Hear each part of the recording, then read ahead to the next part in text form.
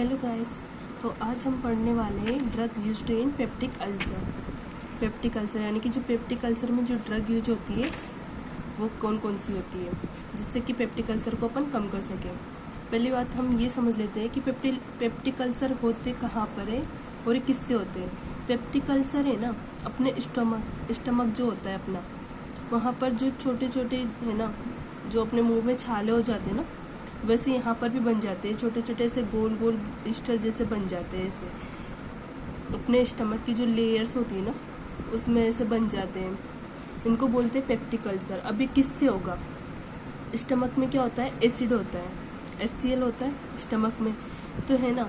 इसमें क्या होता है, इसका कोज क्या है, यानी कि लिखा हुआ है imbalance between acid pepsin secretion and mucosal defence factor. अपने स्टमक में क्या होता है, एक तो HCl सिक्रेट होता है, ठीक है, और इसमें क्या होता है, पेप्सिन भी होता है।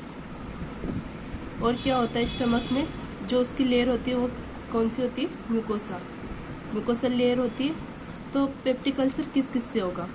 पहली बात तो या तो ये जो एसिड है यानी कि जो HCl है, इसका अमाउंट बढ़ जाए, ज़्यादा एसिड हो जाएगा तो वो क्या करेगा, वो भी इसमें पेप्टिक अल्सर करवाएगा।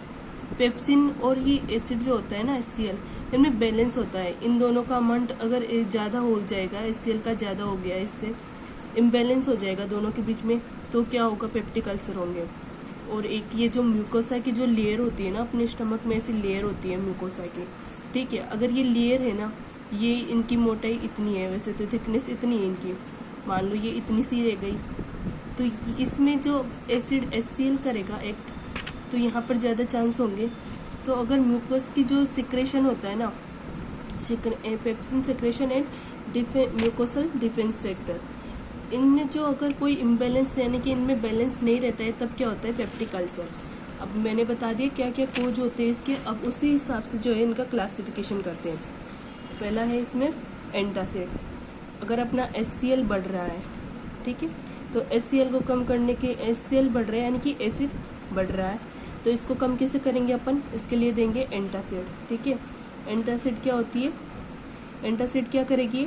Neutralise gastric acid. ये HCl को जो है न्यूट्रलाइज करेगी। HCl क्या है, एक स्ट्रॉन्ग एसिड होता है, ठीक है। इसको अब हम क्या करेंगे, इसको न्यूट्रलाइज करना है ताकि एसिड जो है वो कम हो सके। इसके लिए कौन कौन सी ड्रग देते हैं? Aluminium hydroxide, magnesium hydroxide, calcium carbonate और सोडियम बाइकार्बोनेट। ये सब आप जानते हैं। एल्यूमिनियम हाइड्रोक्साइड ये क्या है, एक बेस होता है, तो ये एसिड के साथ रिएक्शन करके सोल्ट बना देगा, ठीक है, वाटर बन जाएगा। तो ये क्या करेगा, एसिड को न्यूट्रलाइज करेगा। और जो एसिड को न्यूट्रलाइज करेंगे उन सबको क्या बोलेंगे, एंटासिड, यानी कि एंट और एसिड, एसिड को है ये कम कर रहे हैं, ठीक है। तो ये होते हैं। मैग्नीशियम हाइड्रोक्साइड भी यूज करेंगे, इसमें अपन सब बेस वाली यूज करेंगे, ठीक है। दूसरी बात बताई थी हमने कि जो म्यूकोसा की जो लेयर होती है, स्टमक में म्यूकोसा होती है, इस लेयर के, तो हम कैसे कर सकते हैं, पेप्टिक अल्सर से कैसे प्रोटेक्शन करेंगे। अल्सर प्रोटेक्टिव यानी कि जो म्यूकस की लेयर होती है ना, उसकी ये थिकनेस मान लो इतनी सी है, हम इसकी थिकनेस को इतना बढ़ा दें, तब भी क्या होंगे, हम इससे पेप्टिक अल्सर से जो है प्रोटेक्ट कर सकते हैं। तब भी हम क्या करेंगे, ये प्रोटेक्शन की एक लेयर बना दी तो हम इसे प्रोटेक्ट कर पाएंगे।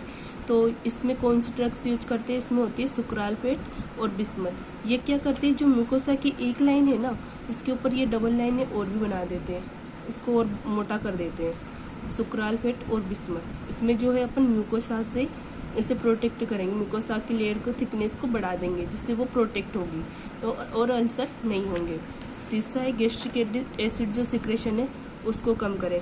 जो HCl सिक्रेट हो रहा है ना, उसको कम कैसे करेंगे। अब स्टमक में जो HCl सिक्रेशन कैसे होता है, स्टमक में फर्स्ट चीज होती है जो होता है हाइड्रोजन रिसेप्टर, जो होते हैं मतलब कि हाइड्रोजन होता है इसके, है ना, जो हाइड्रोजन आता है उसके रिसेप्टर पाए जाते हैं अपने स्टमक में, ठीक है। तो इन रिसेप्टर को हम ब्लॉक कर दें, इनको मतलब ब्लॉक कर देंगे, इन रिसेप्टर को ब्लॉक कर देंगे, तो वो हाइड्रोजन मिलेगा नहीं, क्लोराइड आयन जो होता है उसको हाइड्रोजन मिलेगा नहीं, तो HCl नहीं बनेगा। तो ये क्या करेगा, हाइड्रोजन रिसेप्टर ब्लॉक करे, यानी कि जहाँ से हाइड्रोजन आता है, जिस रिसेप्टर पे वो बाइंड होता है हाइड्रोजन, उसको ये क्या करेंगे, ब्लॉक कर देंगे, ठीक है। तो ये वाली ड्रग होती है रेनिटिडिन और सिमिटिडिन। इसको है ना, रेनिटिडिन को रेनटेक भी बोलते हैं। क्या बोलते हैं, रेनटेक। इसको बोलते हैं अपन रेंटेक भी बोलते हैं। दूसरी है प्रोटोन पंप इनहिबिटर। अब सेकंड होती है प्रोटोन पंप इनहिबिटर। जो हमारे यहाँ पर है ना प्रोटोन पंप होता है जो ATP K प्लस और H प्लस से बनता है, और हाइड्रोजन और K प्लस और ATP इन सब से मिलके है ना एक प्रोटोन पंप बनता है अपने स्टमक में। तो ये जो ड्रग्स होगी वो इसको इनहिबिट करेगी, इस प्रोटोन पंप को इनहिबिट करेगी। तो ये होती है ओमेप्राजोल, लेंसोप्राजोल और पेंटोप्राजोल, ठीक है।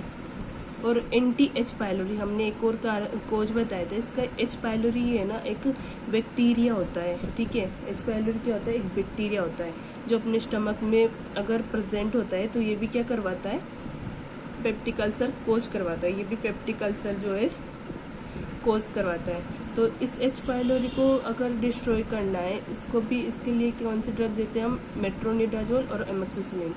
तो ये थी पेप्टिक अल्सर के लिए drugs. Thank you for listening.